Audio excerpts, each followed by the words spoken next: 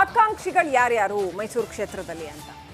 ಒಂದ್ ಕಡೆ BJP ticket ಕಾಂಗ್ರೆಸ್ಗೆ ಯಾರು ಅಂತ, ಇದೇ very very important. Yes, Pratap Simha ticket ಸಿಕ್ಕಿದ್ರೆ ಏನಾಗ್ತಿತ್ತು ಅನ್ನೋಂಥದ್ದು ಅದು ಬೇರೆನೇ ಲೆಕ್ಕಾಚಾರ. ಅಫ್ಕೋರ್ಸ್ ನಮ್ಮ ಕಾರ್ಯಕ್ರಮದ ಕೊನೆಯ ಭಾಗದಲ್ಲಿ ಅದು ಬರೋಣ. ಬಿಜೆಪಿಯಿಂದ ಯದುವೀರ್ ಆಲ್ರೆಡಿ ಆಗಿದೆ, ಕೈ ಅಭ್ಯರ್ಥಿ ಯಾರು ಅಂತ. ಈಗ ಯದುವೀರ್ ಅವರ ಆಯ್ಕೆ ಕೈಗೆ ಮೊದಲಿಗಿಂತ ಹೆಚ್ಚು ಸುಲಭ ಏನೂ ಆಗಿಲ್ಲ, ಇನ್ಫ್ಯಾಕ್ಟ್ ಅಷ್ಟೇ ಕಷ್ಟ ಆಗಿದೆ ಅಂತ. ಸೊ ಹಾಗಾದ್ರೆ ಕಾಂಗ್ರೆಸ್ನಲ್ಲಿ ಯಾರನ್ನ ಆಯ್ಕೆ ಮಾಡ್ತಾರೆ ಕ್ಯಾಂಡಿಡೇಟ್ ಆಗಿ ಅಂತ ನೋಡಿ. ಯತೀಂದ್ರ ಸಿದ್ದರಾಮಯ್ಯ ಹೆಸರು ಮೊದಲಿನಿಂದಾನು ಕೂಡ ಮುಂಚೂಣಿಯಲ್ಲಿದೆ. ಕೊನೆಯ ಕ್ಷಣದವರೆಗೂ ಕೂಡ ನಾ ಹೇಳ್ತಾ ಇದ್ದೀನಿ, ನಿಜವಾಗ್ಲೂ ಕೊನೆಯ ಕ್ಷಣದವರೆಗೂ ಕೂಡ ಹೆಸರು ಮುಂಚೂಣಿನಲ್ಲೇ ಇರುತ್ತೆ. ಆಮೇಲೆ ಇನ್ನೊಂದು, ಯತೀಂದ್ರ ಸಿದ್ದರಾಮಯ್ಯ ಏನಾದರೂ ಕ್ಯಾಂಡಿಡೇಟ್ ಆದರೆ ಈ ಒಂದು ವಲಯದಲ್ಲಿ ಕೇಳಿ ಬಂದಿತ್ತಲ್ಲ, ಇದೇನು ಅಡ್ಜಸ್ಟ್ಮೆಂಟ್ ಪ್ರತಾಪ್ ಸಿಂಹನ್ಗೆ ತಪ್ಪಿಸಿ ಏನೋ ಮಾಡ್ತಿದ್ದಾರೆ ಅಂದ್ರೆ ಒಂದು ಮಾತು, ಯಡಿಯೂರಪ್ಪ ಮತ್ತು ಸಿದ್ದರಾಮಯ್ಯ ಅಡ್ಜಸ್ಟ್ಮೆಂಟ್ ಮಾಡ್ಕೊಂಡಿದ್ದಾರೆ ಮಕ್ಕಳಿಗಾಗಿ ಅಂತ ಅನ್ನೋದಕ್ಕೆ ದೊಡ್ಡ ಮಟ್ಟದಲ್ಲಿ ಜೀವ ಬರುತ್ತೆ ನೋಡಿ. Next correct. ಹಾಗೇನೆ ಈಗ ಕವಿಶ್ ಗೌಡ ಅವ್ರ ಬಗ್ಗೆ ಆಮೇಲೆ ಹೇಳ್ತೀನಿ ನಾನು. ಅಲ್ಲಿ ಡಾಕ್ಟರ್ ಸುಶ್ರುತ್ ಗೌಡ ಅಂತ, ಶಾಂತವೇರೆ ಗೋಪಾಲ್ ಗೌಡ್ರು, ನಾವು ಶಿವಮೊಗ್ಗ ಭಾಗದಲ್ಲಿ ಬಹಳ ಪಾಪ್ಯುಲರ್ ರಾಜಕಾರಣಿ ಆ ಕಾಲದಲ್ಲಿ, ಅವರ ಮನೆತನದವರು ಸುಶ್ರುತ್ ಗೌಡ ಅಂತ ಇದೆ.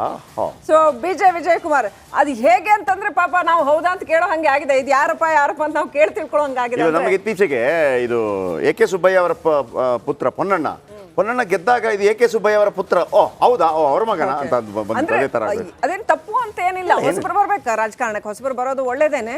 ಎನಿವೆ, ಡಾಕ್ಟರ್ ವಿಜಯ್ ಕುಮಾರ್ ಅಂತ ಅಲ್ಲಿ ಗ್ರಾಮಾಂತರ ಕಾಂಗ್ರೆಸ್ ಅಧ್ಯಕ್ಷರು. ಆಮೇಲೆ ಸಚಿವ ವೆಂಕಟೇಶ್ ಅವರ ಹೆಸರು ಕೂಡ ಕೇಳಿ ಬರ್ತಾ ಇದೆ. ಈಗ ಕವಿಶ್ ಗೌಡ ಏನಾಯ್ತು ಅಂದ್ರೆ, ಕಾಂಗ್ರೆಸ್ ಯಾವ ಪರಿಸ್ಥಿತಿಗೆ ಬಂದಿದೆ ಅಂತಂದ್ರೆ, ಕವಿಶ್ ಗೌಡ ಅವರು 2023ರಲ್ಲಿ ಬಿಜೆಪಿಯಿಂದ ನಿಂತು ಚೆನ್ನಾಗಿ ಟಕ್ಕರ್ ಕೊಟ್ಟಿದ್ರು. 5-6 ಸಾವಿರ ಮತಗಳಷ್ಟೇ ಬರ್ಬೋದಾಗಿದ್ದ ಚಾಮುಂಡೇಶ್ವರಿಯಲ್ಲಿ 50-60 ಮತಗಳವರೆಗೂ ಸ್ಟ್ರೆಚ್ ಮಾಡಿ ಅದನ್ನು ಸೆಳೆಯುವಲ್ಲಿ ಅವರು ಸಫಲರಾಗಿದ್ದಾರೆ. ವಾಸು ಅವರ ಮಗ ಕಳೆದ ವಾರ ತೀರ್ಕೊಂಡ್ರು. ಮಾಜಿ ಶಾಸಕ ವಾಸು ಅವರ ಮಗ. ವಾಸು ಅವರು ಕಾಂಗ್ರೆಸ್ ಅಲ್ಲಿ ಇದ್ರು. ಅವರು ನಂತರ ಆಗಲೇ ಚಾಮುಂಡೇಶ್ವರಿಯಲ್ಲಿ ಹೋಗಿ ಬಿಜೆಪಿಯಿಂದ ಸ್ಪರ್ಧೆ ಮಾಡಿದ್ರು.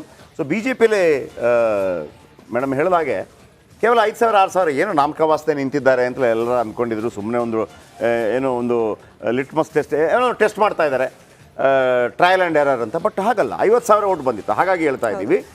ಒಂದು ಆಶ್ಚರ್ಯ ಅಂತಂದ್ರೆ, ನಾವು ಫೋನ್ ಹೋಗೋ ಅಥವಾ ಲೈವ್ ಹೋಗೋಕ್ಕಿಂತ ಮುಂಚೆ ಮೈಸೂರು ಕ್ಷೇತ್ರ ನಾವು ನೋಡಿದ್ರೆ ಇಲ್ಲಿ ಜಾತಿ ಲೆಕ್ಕಾಚಾರ ಅಂತ ಬಹಳ ಏನು ಇದಿಲ್ಲ. ಕ್ವಿಕ್ ಕ್ಯಾಂಡಿಡೇಟ್ ಸೆಂಟ್ ಮಾಡ್ಕೊಂಡ್ ರಾಜಶೇಖರ ಮೂರ್ತಿ ಇರ್ತಿದ್ರು, ಲಿಂಗಾಯತರು, HD ತುಳಸಿದಾಸ್ ಅಂತಿದ್ರು, ಪ್ರತಾಪ್ ಸಿಂಹ ಒಕ್ಕಲಿಗರು, ಆಮೇಲೆ ರಾಚಯ್ಯ, SM ಸಿದ್ದಯ್ಯ ಅಂತ ಬೇರೆ ದಲಿತ ಜನಾಂಗಕ್ಕೆ ಸೇರಿದವರು, M ಶಂಕರಪ್ಪ ದೇವಾಂಗ ಜನಾಂಗದವರು, ಆಮೇಲೆ ವಿಜಯಶಂಕರ್ ಅಂತೂ ಗೊತ್ತಾ ಇದೆ, ಕುರುಬರು, ಅಡಗೂರು ವಿಶ್ವನಾಥ್ ಅವರು ಕುರುಬರು. ಹೀಗೆ ಎಲ್ಲಾ ಜಾತಿ ಜನಾಂಗದವರು ಇಲ್ಲಿ ಚುನಾವಣೆಯಲ್ಲಿ ಭಾಗವಹಿಸಿದ್ದಾರೆ ಅಂತ. ಹಾಗಾಗಿ ಅಲ್ಲಿ ತೀರಾ ನಾವು ಕಟ್ಟುನಿಟ್ಟಾಗಿ ಜಾತಿ ಲೆಕ್ಕಾಚಾರನೆ ನೋಡೋದಕ್ಕೆ ಬರೋದಿಲ್ಲ. ವೈಯಕ್ತಿಕ ವರ್ಚಸ್ಸು ಕೂಡ ತುಂಬಾ ಮುಖ್ಯ ಆಗತ್ತೆ. ಇಲ್ಲಿ ವೈಯಕ್ತಿಕ ವರ್ಚಸ್ಸಲ್ಲೇ ಒಂದು ಮಹಾರಾಜರು ಭಾಗವನ್ನು ಆಳದಂಥವ್ರು ನಂಬರ್ 1. 20 ವರ್ಷಗಳ ನಂತರ ಒಂದು ಅರಮನೆ ಕುಡಿ ಮತ್ತೆ ಬರ್ತಾ ಇರುವಂಥದ್ದು. ಈ ಅರಮನೆ ಕುಡಿ ಮತ್ತೆ ರಂಗಪ್ರವೇಶ ಮಾಡ್ತಾ ಇದೆ. ಈ ನರೇಂದ್ರ ಮೋದಿ ಅವರ ಕಾಲಾವಧಿಯಲ್ಲಿ ಫಸ್ಟ್ ಬರ್ತಾ ಇರುವಂಥದ್ದು ಕರ್ನಾಟಕದಲ್ಲಿ. ಅಂದರೆ 2004ರಲ್ಲಿ ಬಂದಿದ್ರು. ಶ್ರೀಕಂಠದತ್ತ ನರಸಿಂಹರಾಜ ಒಡೆಯರ್ 4 ಬಾರಿ MP ಆದರು, ಮಂತ್ರಿ ಆಗಲಿಲ್ಲ ಅನ್ನೋ ಬಿಜೆಪಿಯಿಂದ ನಿಂತು ವಿಜಯಶಂಕರ್ ಅವರ ವಿರುದ್ಧ ಚಂದ್ರಪ್ರಭಾ ಅರಸ್ ವಿರುದ್ಧ. ಓಕೆ ಶ್ರೀವತ್ಸ ಅವರಿದ್ದಾರೆ, ಶಾಸಕ, ಬಿಜೆಪಿ ಶಾಸಕ ಶ್ರೀವತ್ಸ ಅವ್ರು ನಮ್ಮ ಜೊತೆ ನೇರ ಸಂಪರ್ಕದಲ್ಲಿದ್ದಾರೆ. ನಮಸ್ಕಾರ ಶ್ರೀವತ್ಸ ಅವರೇ. ನಮಸ್ತೆ ಶ್ರೀವತ್ಸ ಅವರೇ, ರಾಜಕಾರಣದಲ್ಲಿ ಹೊಸ ನೀರು ಬರ್ತಾ ಇರುತ್ತೆ, ಬದಲಾವಣೆಗಳು ಬಹಳ ಸಹಜ, ಇದೆಲ್ಲ ಸರಿ. ಹೀಗೆ ಇಷ್ಟು ತುರ್ತಾಗಿ ಇಷ್ಟು ಗಲಾಟೆ ಎಬ್ಬಿಸ್ಕೊಂಡು ಮಾಡ್ಕೊಬೇಕಾಗಿತ್ತಾ? ಇದನ್ನ ವೆಲ್ ಪ್ಲಾನ್ಡ್ ಆಗಿ ಸ್ವಲ್ಪ ಮೊದಲೇನೆ ಮಾಡೋಕ್ಕಾಗ್ತಿರ್ಲಿಲ್ವಾ?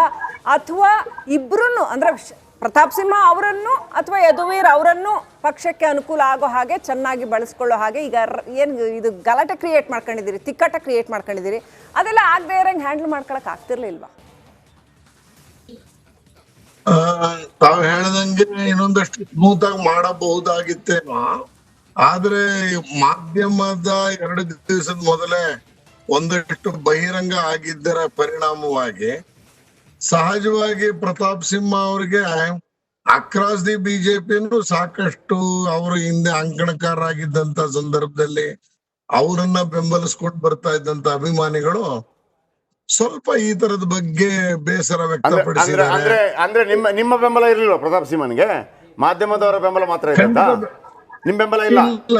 ನೀವು ಪ್ರತಾಪ್ ಸಿಂಹನ್ಗೆ ಟಿಕೆಟ್ ಸಿಕ್ಕಿಲ್ಲ ಅಂತ ಖುಷಿಯಲ್ಲಿದ್ದೀರಾ? ಪ್ರತಾಪ್ ಸಿಂಹ ಅವರ ಅತ್ಯಂತ ಏನು ಬಿಜೆಪಿಯ ಕಟ್ಟಾಳುಗಳು ಕೊಟ್ಟೆ ಕೊಡ್ತಾರೆ. ನಾನು ಹೇಳಿದ್ದು ಹೊರಟಿದ್ದು ಹ್ಮ್ ಬಿಜೆಪಿಯನ್ನು ಹೊರತುಪಡಿಸಿ ಹ್ಮ್ ಈ ಹಿತೈಷಿಗಳು ಅಂಕಣಕಾರನ ಇಷ್ಟಪಡ್ತಾ ಇರುವಂತ ಒಂದು ವರ್ಗ ಇದೆಯಲ್ಲ, ಆ ವರ್ಗದವರೆಲ್ಲೋ 2 ದಿವಸ ಡಿಸ್ಟರ್ಬ್ ಆದ್ರು ಅಂತ ಅಂದ್ರೆ ಹೇಳಕ್ ಅಂದ್ರೆ ಪ್ರತಾಪ್ ಹೊರಟಿದ್ದ. ಸಿಂಹ ಕೆಲಸ ಮಾಡಿಲ್ಲ ನಿಮ್ಮ ಪ್ರಕಾರ?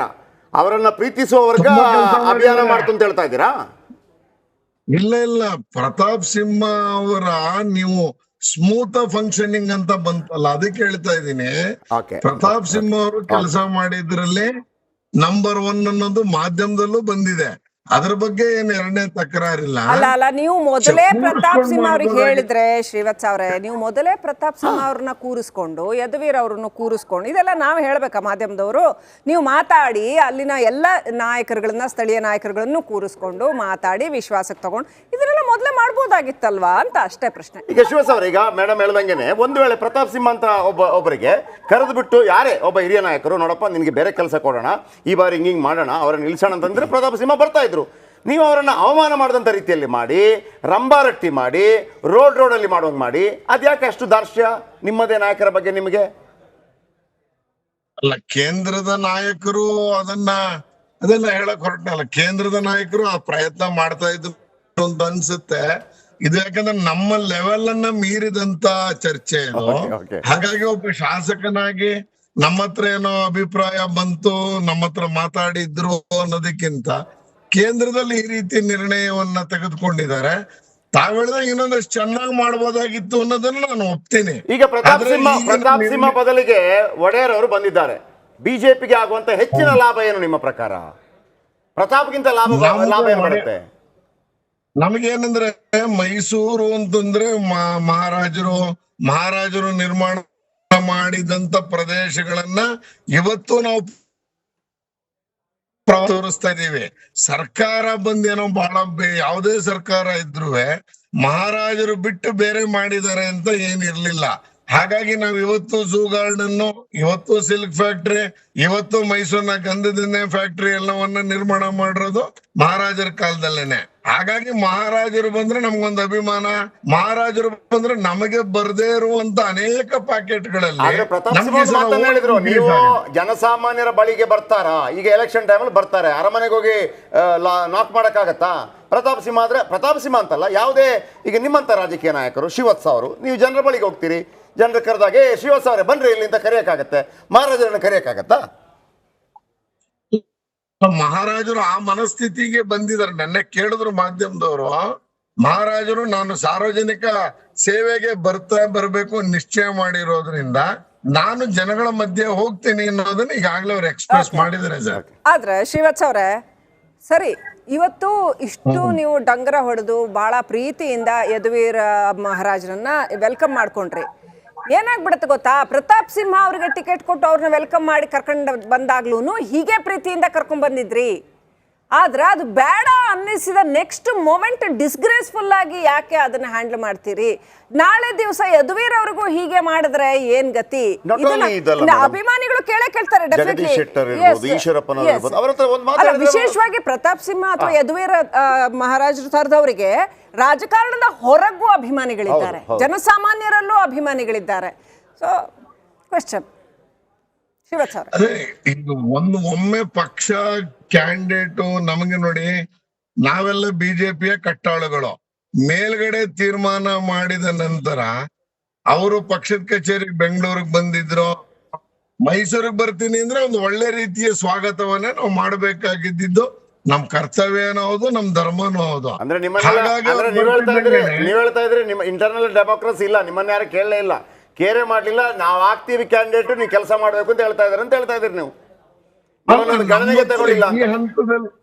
ನಮ್ಮ ಹತ್ರ ಈ ಹಂತದಲ್ಲಿ ಚರ್ಚೆ ಆಗಿಲ್ಲ, ಡೆಲ್ಲಿಯ ಮಟ್ಟದಲ್ಲಿ ಚರ್ಚೆ ಆಗಿರುವಂತದ್ದು ಇದು. ಆ ಹಿನ್ನೆಲೆಯಲ್ಲಿ ಮಹಾರಾಜರು ಮಾಡ್ತಿದ್ದಂಗೆನೆ ಮಹಾರಾಜರು ಪಕ್ಷಕ್ಕೆ ಬರ್ತಾರೆ, ಆಫೀಸಿಗೆ ಬರ್ತಾರೆ ಎಂದಾಗ ಸಹಜವಾಗಿ ಎರಡು ವರ್ಗ ನೋಡ್ಬೇಕಾದ್ರೆ ಒಳ್ಳೇದು, ಅದು ಸಂತೋಷವೇ, ಅದು ಖುಷಿನೇ ಕೊಡುತ್ತೆ. ಮುಂದೆ ನೀವು ಅವ್ರನ್ನ ಬೇಡ ಅನ್ಸಿದಾಗ ಏನ್ ಮಾಡ್ತೀರಿ ಅಂತಾನು ಒಂದು ಡೌಟ್ ಬಂದ್ಬಿಡುತ್ತೆ. ಅದಕ್ಕಿಂತ ಹೆಚ್ಚಾಗಿ ಒಂದು ಪ್ರಶ್ನೆ, ಯಾರು best candidate? Pratap Simha best candidate, Wodeyar best candidate ನಿಮ್ಮ ಪ್ರಕಾರ? ಅಲ್ಲ, ಯಾವ ಪಕ್ಷದ ಚಿಹ್ನೆ ಮೇಲೆ ಯಾರೇ ನಿಂತಿದ್ರು ಬೆಸ್ಟ್ ಕ್ಯಾಂಡಿಡೇಟ್ ಹಿಂದೆ ಪ್ರತಾಪ್ ಸಿಂಹ ಒಳ್ಳೆ ಕೆಲಸ ಮಾಡಿದ್ದಕ್ಕೆ ಅವರು ಬೆಸ್ಟ್ ಕ್ಯಾಂಡಿಡೇಟ್ ಇದಾರೆ.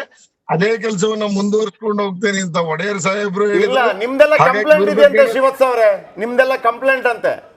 ಈಗ ಒಂದು ಮಾತಿತ್ತು, ಪ್ರತಾಪ್ ಸಿಂಹ ನಿಂತ್ರೆ ಕಾರ್ಯಕರ್ತರು ಗೆಲ್ಲಿಸ್ತಾರೆ, ನಾಯಕರು ಗೆಲ್ಸಲ್ಲ. ನೀವಾಗ ಆಮೇಲೆ ಒಂದು ಗ್ರಾಮ ಪಂಚಾಯತಿ ಚುನಾವಣೆ ಗೆಲ್ಸಿಲ್ಲ ಇವರು, ಆಮೇಲೆ ನಾಯಕರುಗಳು ಸೋತಾಗ ನಾನೇನ್ ಮಾಡ್ಲಿ ಅಂತ ಹೇಳಿದ್ರು, ಆಮೇಲೆ ಅಲ್ಲಿ ನಾಗೇಂದ್ರ ಜೊತೆ ಜಗಳ, ರಾಮದಾಸ್ ಜೊತೆ ಜಗಳ, ನೀವೆಲ್ಲ ಕಂಪ್ಲೇಂಟ್ ಮಾಡಿದ್ರಿ, ನೀವೆಲ್ಲ ಸೇರಿ ತಪ್ಪಿಸಿದ್ರಿ ಅಂತ ಕಾಂಗ್ರೆಸ್ ಅಲ್ಲ, ಹೌದಾ? ಅಲ್ಲ ಆ ತರದ್ ಏನ್ ಇರ್ಲಿಲ್ಲ. ನಮ್ಮ ಹತ್ರ ಈಶ್ವರಪ್ಪನವರಂತ ನಾಯಕರು ಬಂದ ಅಭಿಪ್ರಾಯ ತಗೊಂಡು ಹೋದ ನಂತರ ಎಲ್ರೂ ಸಹಜವಾಗಿ ಅನ್ಕೊಂಡಿದ್ವಿ ಪ್ರತಾಪ್ ಸಿಂಹ ಇಷ್ಟು ಕೆಲಸ ಮಾಡಿದಾರೆ, ಸಿಕ್ಕೇ ಸಿಗತ್ತೆ ಅನ್ನುವಂತ ನಿರೀಕ್ಷೆಲೆ ನಾವೆಲ್ಲರೂ ಇದ್ದಿದ್ದು. ನಮ್ ಕಡೆಯಿಂದ ಏನ್ ಕಂಪ್ಲೇಂಟ್ ಅಂತ ಆಗಿರ್ಲಿಲ್ಲ. ಮೇಲ್ಗಡೆಯಿಂದ ಈ ಸಲದೊಂದು OBC ಫ್ಯಾಕ್ಟರ್ನ ಇಟ್ಕೊಂಡು ಶಿವಚರ. ಮಾಡಿದ್ದಾರೆ. ಶಿವಚಾರ ಕೊನೆಯದಾಗಿ ಚಿಕ್ಕದಾಗಿ ಏನಂತಂದ್ರೆ, ಈಗ ನಾಳೆ ನೀವು ಕೆಲಸ ಮಾಡ್ತೀರಿ ಅಂತ ಇಟ್ಕೊಳ್ಳಿ, ಕೆಲಸ ತುಂಬಾ ಮಾಡ್ತೀರಿ, ನಾಳೆ ದಿವಸ ಹೀಗೆ ಆದ್ರೆ ಅನ್ನೋ ಭಯ ಅನೇಕ ಮುಖಂಡರಿಗೆ ಕಾಡ್ತಾ ಇದೆ ಅಂತ, ಹೌದಾ ಬಿಜೆಪಿ? ಅಲ್ಲ ಆತರ ಏನಿಲ್ಲ. ಸಮಯ ಬಂದಾಗ ಈಗ ನಾವು ನಿರೀಕ್ಷೆನೆ ಮಾಡಿರ್ಲಿಲ್ಲ ನಾನೊಬ್ಬ MLA ಆಗ್ತೀನಿ ಅಂತ. 38 ವರ್ಷ ಪಾರ್ಟಿಲಿ ಕೆಲಸ ಮಾಡ್ತಾ ಮಾಡ್ತಾ ಒಂದು ಅವಕಾಶ ಕೊಟ್ಟಿದ್ರು. ಹಾಗಾಗಿ ನಮ್ಗೇನ್ ಆ ಥರದ್ದಿಲ್ಲ. ಇಲ್ಲ ಅಂದ್ರೆ ಶಿವತ್ಸ ಅವರೇ, ನಿರೀಕ್ಷೆ ಮಾಡದೆ MLA ಆದ್ರಿ, ಆಮೇಲೆ ನಾಳೆ ಎಕ್ಸಿಟ್ ಆಗುವಾಗಲೂ ಕೂಡ ನಿರೀಕ್ಷೆ ಮಾಡಂಗಿಲ್ಲ ಅಂತೇಳಿ ಹೋಗ್ತಾ ಇರ್ಬೇಕು ಅಂತ, ಹಂಗ ತಪ್ಪಲ್ವಾ? ಅಲ್ಲ ಒಂದು ಈಗ ಶಿವತ್ಸ ಅವರೇ, ತಪ್ಪಲ್ವಾ ಅದು? ಕೇಂದ್ರವೇ ಇರಲಿ, ನರೇಂದ್ರ ಮೋದಿ ಅವರಿರ್ಲಿ, ಗೌರವ ಇದೆ, ಯಾವುದೇ ಪಕ್ಷಗಳಿರ್ಲಿ, ಒಂದು ವಿಶ್ವಾಸಕ್ಕೆ ಯಾಕೆ ತಗೊಳ್ಳಲ್ಲ? ಗ್ರಾಂಟೆಡ್ ನಾಳೆ ಇಲ್ಲ ನೀವು ಬರ್ಬೇಡ, ಯಾಕೆ ಹಂಗೆ? ಅಲ್ಲ ನಮ್ಮಲ್ಲಿ ಇದೇನು ಹೊಸದು ಅಂತಲ್ಲ. ಹಿಂದೆ ಬಾಲಕೃಷ್ಣ ಭಟ್ ಅಂತ MLC ಆಗಿದ್ದಂತ ಸಂದರ್ಭದಲ್ಲೂ ಅವ್ರು ಒಂದೇ ಟರ್ಮ್ ಇಳಿದು ಬಿಟ್ಟಿದ್ರು ಬಾಲಕೃಷ್ಣ ಭಟ್ರು. ನಮ್ಮಲ್ಲೇನು ಈಗ ಆಸಕ್ತಿ, ಈಗ ಪಕ್ಷದ ಕಟ್ಟಾಳುಗಳಿಗೆ ಹೆಂಗ ಆಗ್ಬಿಡುತ್ತೆ ಅಂದ್ರೆ, ಕೊಟ್ರೆ ನಿಲ್ತೀವಿ, ಕೊಡದೇ ಇದ್ರೆ ಇಲ್ಲ ಅನ್ನೋ ಮನಸ್ಥಿತಿಲಿ ಇರುವಂತವ್ರು ಅನೇಕ ಜನ ಶಾಸಕರುಗಳು, ಸಂಸದರು ಆಗಿದೀವಿ. ಆ ಹಿನ್ನೆಲೆ ಮುಂದಿನ 5 ವರ್ಷಕ್ಕೆ ನನಗೆ ನಿರಾಕರಣೆ ಮಾಡಿದ್ರು ಸಹರ್ಷದಿಂದ ಸ್ವೀಕಾರ ಮಾಡ್ಬೇಕಾಗತ್ತೆ. ನೆನಪಿಟ್ಕೋತೀನಿ ಶಿವತ್ಸ ಅವರ, ನೆನಪಿಟ್ಕೋತೀವಿ. ಪಾಪ ಶ್ರೀವತ್ಸ ಅವರು ಓಕೆ, ಬಹಳ ಒಳ್ಳೇದು. ಥ್ಯಾಂಕ್ ಯು ಶ್ರೀವತ್ಸ ಅವರೇ, ರಿಪಬ್ಲಿಕ್ ಕನ್ನಡಕ್ಕೆ ಮಾತನಾಡಿದ್ರಿ.